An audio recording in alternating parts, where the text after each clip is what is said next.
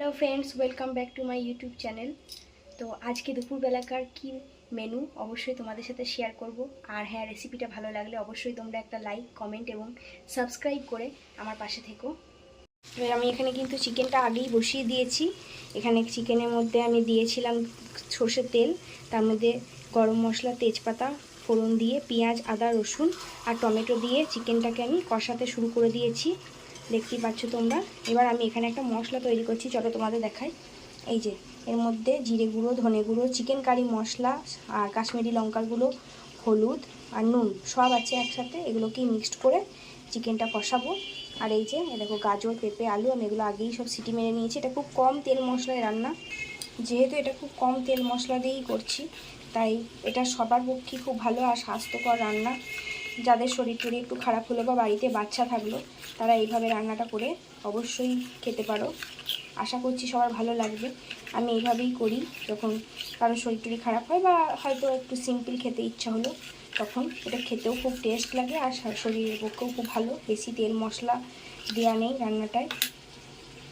তো আমার এখানে পেস্টটা কিন্তু দেখো করে নিয়েছি। এবার আমি এটা চিকেনের মধ্যে দিয়ে দেবো। তো মশলাটা আমি এবার চিকেনটার মধ্যে দিয়ে আমি এবার এই মশলা দিয়ে ভালোভাবে চিকেনটাকে ঢেকে ঢেকে কষিয়ে নেবো মোটামুটি 15 থেকে 20 মিনিট। তো এই যে আমার চিকেনটার মধ্যে আমি মশলাটা সব দিয়ে দিয়েছি এবং ভালোভাবে মিশিয়ে নিয়েছি। এই সময় কিন্তু আমার গ্যাসের ফ্লেমটা হাই আছে, তো আমি এটাকে হাই ফ্লেমেই একটু ভালো করে মিশিয়ে নেব। যতক্ষণ না মাংসের থেকে তেল ছেড়ে যাচ্ছে ততক্ষণ কিন্তু আমি এটা কষিয়ে নেব। ততক্ষণ আমি এবার ঢাকা দিয়ে দেবো। তো এই আমি দিয়ে দিলাম ঢাকা, এটা এখন হোক। চলো আমি একবার ঢাকাটা খুলে তোমাদের দেখাই মাংসটা এখন কেমন আছে পরিস্থিতি। তো এই যে দেখতেই পাচ্ছ তোমরা যে মোটামুটি ভালোই কষানো হচ্ছে। আমি মাঝে আরও একবার ঢাকাটা খুলে নেড়ে নিয়েছিলাম যাতে তলায় না লেগে যায়। এই সময় গ্যাসের ফ্লেমটা কিন্তু মিডিয়াম টু লোতে আছে। আমি বেশ ভালো করে মাংসটা কষিয়ে নেব। যারা ঝাল খেতে পছন্দ করো তারা অবশ্যই ঝাল দিতে পারো। আমি এখানে ঝালটা দিই নাই, লঙ্কা পেস্ট বা লঙ্কা তোমরা যারা কুচি করে দিতে পারো তারা অবশ্যই দিও। আমার এখানে বাচ্চার জন্য রান্না হচ্ছে একবারে, সেই জন্য আমি এখানে ঝালটা বুঝে শুনেই দিয়েছি। তোমরা নিজেদের পছন্দ মতন দিতে পারো। আমার এখন রান্নাটা কিন্তু কষানো হয়ে গেছে, কমপ্লিট। এই যে দেখতেই পাচ্ছ তোমরা মোটামুটি ভালোই কষে গিয়েছে, ভালো রকম তেল ছেড়ে গিয়েছে। এবার আমি এর মধ্যে সেদ্ধ করা আলু আর পেঁপেটা মেশাবো। তো আমি আলু, পেঁপে, গাজর যেগুলো সেদ্ধ করে রেখেছিলাম সেগুলো তো মাংসে দিয়ে দিয়েছি। আর এই যে দেখুন স্টমাক আর মেটে এটা কষিয়ে কিন্তু আমি আলাদা করে তুলে নিয়েছি, কারণ এটার গন্ধ আমি ঝোলে একদম সহ্য করতে পারি না। আর আমার হাজব্যান্ড কিন্তু এটা কষা কষা খেতে খুব ভালোবাসে, তো তার জন্য এটা তুলে নিলাম। তো এবার আমি ভালোভাবে এগুলো সব মিশিয়ে নিচ্ছি।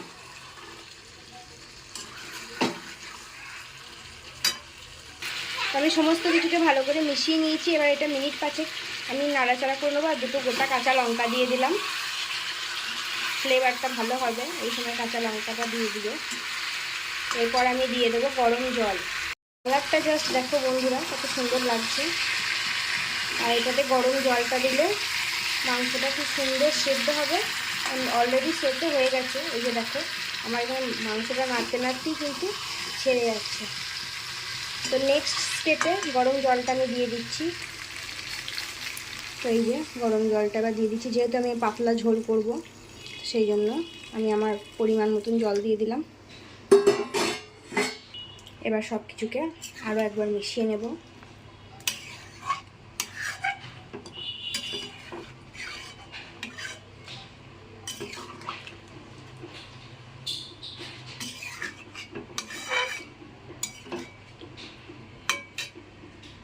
আমি যখন ঘোল মশলাটা দিয়েছিলাম তাতে নুন দিয়েছিলাম, আরও কিছুটা নুন আমি পরিমাণ মতন এখানে দিয়ে দিচ্ছি।